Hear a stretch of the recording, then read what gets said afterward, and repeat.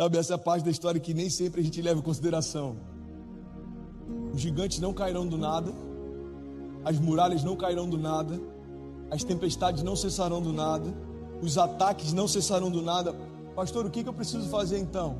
Simples, permanecer no lugar que Deus colocou você.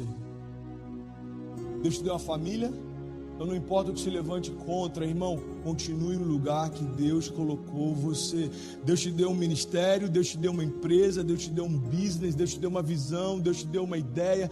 Permaneça no lugar que Deus colocou você, porque as coisas não cessam do nada, mas quanto você permanecer, há esperança. Agora, se você recuar, a palavra diz, olha, nós não somos como aqueles que voltam atrás.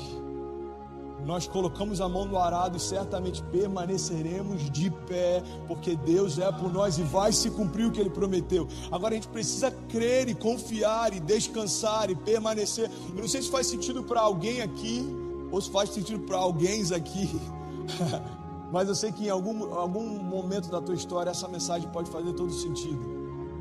Talvez do teu lado está sentado alguém que está vivendo o maior romper da sua história, mas pode ser que do lado tem alguém que está vivendo um momento de indecisões, de definições. Antes da gente começar o culto, um voluntário chegou para mim e falou, pastor, eu vi que você postou uma conversa sua com o Kezinho do WhatsApp, e ela falou que hoje seria uma noite de cura. Cara, isso é muito poderoso, isso é igreja, irmão. A gente expressa no virtual, mas não existe igreja local sem gente, comunidade, não existe, isso é uma ilusão. E ele falou, pastor, eu recebi aquilo porque eu preciso de cura hoje. Aí eu subo para pregar e aí a minha mente fala, tá tudo dando errado, tá tudo sendo desafiador, mas o meu espírito fala, existe alguém que precisa de cura, derrama uma palavra de vida essa noite, derrama aquilo que eu derramei sobre você, renovo ao cansado, direção ao perdido, cura ao enfermo, liberdade ao cativo, anunciar a boa nova do Senhor, anunciar o ano aceitável do Senhor. Sabe, a gente precisa entender que não dá para viver milagres se a gente não dá passos de fé. Milagres são reativos, irmão. A mulher do fluxo de sangue precisou romper no meio da multidão e se expor à morte para ser curada. Aquele cego que gritou, ei, Jesus, filho de Davi, tem compaixão de mim. A Bíblia diz que os discípulos tentaram calar a voz dele, ele gritava ainda mais alto. Aquele homem paralítico que foi colocado por cima de um telhado, abriram espaço e colocaram ele na frente de Jesus, como se estivessem dizendo, não tem como você fingir que esse cara não está aqui.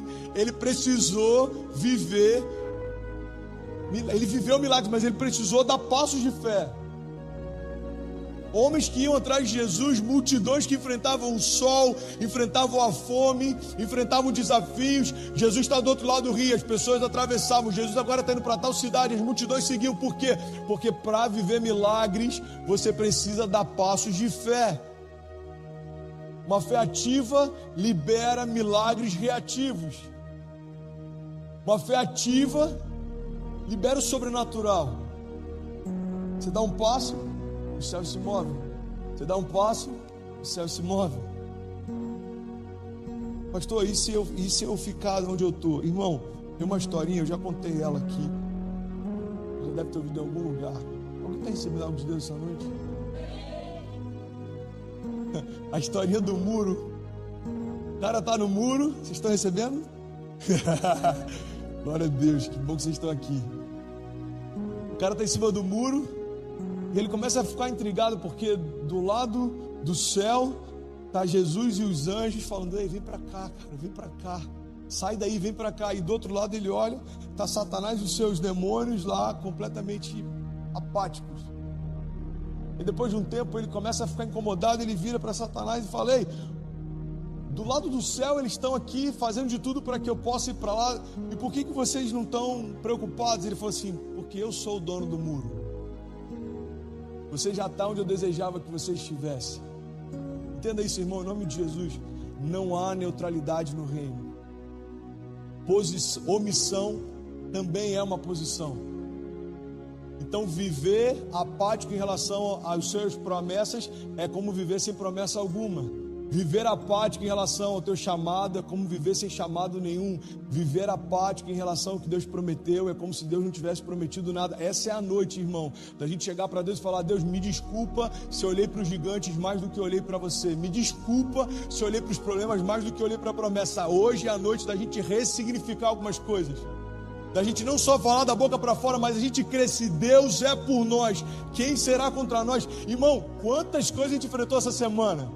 Essa semana foi uma loucura. Teve uma hora, eu não sei se você já viveu isso, que as notícias ruins nem te incomodam, você já começa a achar graça.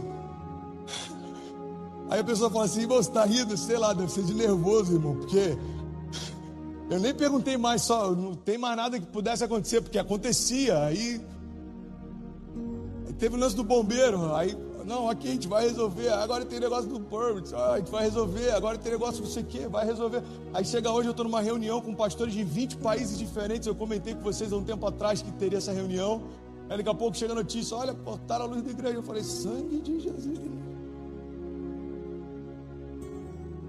Aí liga para a empresa de luz: a luz está paga. Aí, mano, o eletricista foi aí, foi. E aí, conseguiu resolver? Não, ele foi embora porque estava sem luz. Eu falei: irmão, o eletricista ir embora porque está sem luz é igual o cozinheiro ir embora porque não tinha almoço. Você está aqui para isso, irmão. Alô? Ajuda a gente. O único cara que podia resolver. Aí você fala: mano, não tem mais nada que pode acontecer. Pode. Começa a atacar minha sinusite, eu tô com essa voz aqui de pato rouco. Eu falei: vai acontecer, irmão. Deixa eu te falar uma coisa. Tem dias que são desafiadores, mas qual é a nossa certeza? A nossa história não é uma foto. A nossa história é um filme. Essa igreja não se resume a uma noite. O teu casamento não se resume a uma briga. Os teus filhos não se resumem a um tropeço.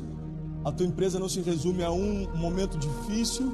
A tua promessa não se resume a um pecado. Entenda isso em nome de Jesus. Às vezes a gente olha para algo que é temporário e fala: isso aqui determinou a minha história. E Deus está falando: não. Existem palavras de vida eterna que determinaram a tua história. Palavras de vida eterna. Palavras de vida eterna. Você dá um passo e o céu se move. Efésios 3:20 diz: aquele que é capaz de fazer infinitamente mais do que tudo que pedimos ou pensamos, de acordo com o seu poder que atua em nós. Que poder é esse, pastor? É simples. É o mesmo poder e espírito que ressuscitou Jesus Cristo dos mortos. Habita em você. Então, dentro da tua casa, você pode declarar isso comigo. Diga: na minha casa. Diga: está disponível poder de ressurreição. Diga: não existe nada que aos meus olhos pareça morto que Jesus não possa ressuscitar. Irmão, entende isso em nome de Jesus. Isso é libertador. Entenda isso. Parece um pouco forte, mas a gente precisa entender essa realidade. O inferno odeia você. O inferno odeia sua família. O inferno odeia suas promessas. Então o que ele sempre vai tentar fazer? Parar você, destruir sua família e fazer você desacreditar nas suas promessas. Tudo aquilo que ele se empenha está diretamente ligado àquilo que ele odeia. Cara, isso é muito forte. Pega esse nome de Jesus, irmão. Tudo aquilo que o inferno se empenha está diretamente ligado ao que ele odeia. Agora, sabe qual é a boa notícia? Tudo aquilo que os céus se empenham é diretamente ligado àquilo que Deus ama. Deus ama você. É por isso que nada foi capaz de separar você dele. Deus ama seus filhos. É por isso que nada foi capaz de separar seus filhos dele. Deus ama a tua família. É por isso que nada. Romanos 8, a gente declara isso tantas vezes. Nem a morte, nem a vida, nem anjos, nem principados, nem o presente, nem o porvir, nem a altura, nem profundidade, nem qualquer outra coisa na criação foi capaz de nos separar do amor de Deus que está em Cristo. Multidão que dizia: ei, Hosana. A mesma multidão que celebrava a entrada dele agora diz: crucificam. Agora, numa perspectiva inversa, a mesma multidão que diz: ele é endemoniado, ele é amaldiçoado, agora diz: ele é um Deus, nos abençoe. Entenda isso.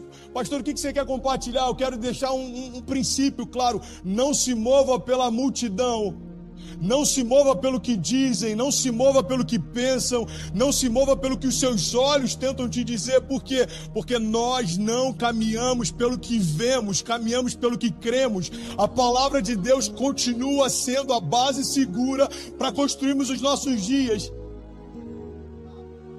Agora, como obedecer se a gente não sabe o que Ele espera de nós? Como confiar se a gente ainda não discerniu a palavra que Deus tem para nós? Ei, deixa eu te falar uma coisa, não desista, mas também não descanse enquanto não discernir o propósito que você carrega, a razão pelo qual você foi gerado, aquilo que Deus tem para você, os projetos que Ele tem para você. Por que tem tanta gente ansiosa e com vazio existencial, pastor? Porque a gente já acreditou numa mentira de que o sentido da nossa história é ser feliz. Eu estava pensando nisso esses dias, eu estava olhando a nossa casa, a gente mora num apartamento relativamente pequeno, muito bem localizado, mas pequeno. Eu vendo Cecília dormindo em paz, Kezinha dormindo em paz, eu pensando em tudo que a gente está vivendo na igreja. Eu falei, uau, Deus, obrigado por não ter acreditado nessa mentira. Entenda isso em nome de Jesus. Você sabe por que tem muita gente que sofre de comparação? Porque em algum momento acreditou que o propósito da sua história é ser feliz. Então, se parece que alguém é mais feliz do que você começa a questionar se de fato está vivendo a vida que deveria viver. Você está comigo? Pastor, o propósito da vida não é ser feliz? Não. O propósito da vida é se tornar quem Jesus te chamou para ser. E isso vai tornar você feliz. O problema é que às vezes a gente vai em busca das consequências sem entender a causa delas. Às vezes a gente vai em busca dos frutos sem querer plantar e esperar o tempo de sementes se tornarem raízes. Entenda isso, irmão. Tem muita gente correndo atrás da felicidade e depois de um tempo descobre que estava correndo atrás do vento. Irmão, se Deus é por nós, você sabe o que significa isso? E Ele é por você. Se Deus é por você, o que a palavra está dizendo é que a última palavra quem dá é Ele, quem provê é Ele, quem sustenta é Ele, quem te esconde é Ele, quem te guarda é Ele, quem faz você prosperar, quem faz você avançar, quem faz você romper. Você está comigo? Diga amém. Pastor, por que enfrentamos desafios? Real life. Desafios, afrontas, batalhas, faz parte, mas deixa eu compartilhar alguns conselhos práticos. Eu vou bombardear você com alguns deles agora. Eu postei essa semana. Pastor, fala mais devagar para eu anotar. Não, assiste depois essa mensagem com calma. Eu tenho certeza que ela vai falar com você de uma forma diferente. Alguns conselhos práticos para você romper em meio às batalhas. Não recue em meio aos ataques. Não se apavore durante as tempestades. Não dê acesso a quem não te dá destino. Não se distraia no meio do processo. Não perca a confiança na promessa. Não se esqueça, você não está sozinho. Olha o que a palavra diz, 2 Coríntios 4,16. Por isso nós não desanimamos. Embora exteriormente estejamos a nos desgastar, interiormente estamos sendo renovados dia após dia. Pois os nossos sofrimentos leves e momentâneos estão produzindo para nós uma glória eterna que pesa mais do que todos eles. Assim, fixamos os olhos naquilo que não se vê, porque aquilo que não se vê é eterno. Invertendo o que a palavra diz, e aquilo que se vê é transitório. Por que a fé não é pelo que se vê, é pelo que crê? Porque você pode estar construindo uma história pautada em algo que passa. Deixa eu compartilhar algo com vocês. Eu tenho tido a oportunidade de falar com pessoas que eu nunca imaginei. Com atletas, pessoas que foram campeões mundiais dentro das suas modalidades, com pessoas relevantes. Eu nunca imaginei, de vez em quando chega a mensagem, alguém fala, uau, a mensagem tocou esse cara nem sabe, mas me inspirou tanto, esse cara inspira tanto a minha geração. E sabe uma das coisas que eu tenho a oportunidade de falar? Irmão, se eu puder te dar um conselho, guarda o teu coração, porque tudo passa. Tudo passa. Você está enfrentando uma luta. Existem lutas que você achou que eram o final da tua história, você nem lembra delas. Faz sentido para alguém? Existem lutas que em algum momento você achou, esse aqui é o final da minha história, você nem lembra delas. Então Deus está falando, ei, não coloca um ponto final quando o autor da vida continua escrevendo. Não trata como definitivo aquilo que é temporário. É porque a gente é ansioso, irmão. Deixa eu te falar uma coisa: nem Deus foi ansioso para cumprir aquilo que precisava fazer através de Jesus. Se Deus fosse ansioso, desde o primeiro momento em que o homem pecou, ele já manifestaria a redenção, mas não foi assim que aconteceu. Você sabe por quê? Porque Jesus não venceu imediatamente, mas Jesus venceu definitivamente. Jesus não foi encarnado como um homem pronto. Jesus veio no ventre de uma mulher, foi enxertado no ventre virgem, cresceu, precisou aprender a falar, precisou aprender a engatear. Ei, você já parou para pensar nisso? É quase didático o que Deus está fazendo através de Jesus. Jesus precisou ter tutores. Jesus tropeçou quando aprendia a caminhar. Irmão, o autor da vida precisou aprender a andar. O que Deus está dizendo é o seguinte: ei, existe um processo para o cumprimento de toda a promessa. Jesus, quando chega no tempo certo, a própria mãe de Jesus tentou antecipar. Se dependesse de Maria, Jesus teria começado talvez na adolescência o seu ministério. Se dependesse de Pedro, a cruz não teria se manifestado até hoje. Está comigo? É algo que me chama a atenção. Maria fala: ei, filho, vamos lá, vamos começar.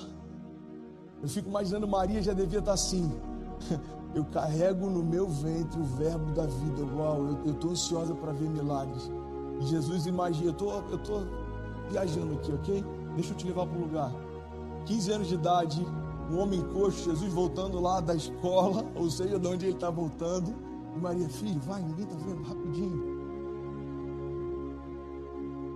Mãe, não é chegada a minha hora. Eu acho que naquele momento da multiplicação da água, ele falou assim: mulher, porque ele já devia ter falado inúmeras outras vezes: não é chegada a minha hora, não é chegada a minha hora, não é chegada a minha hora, até que acontece o do nada de Deus.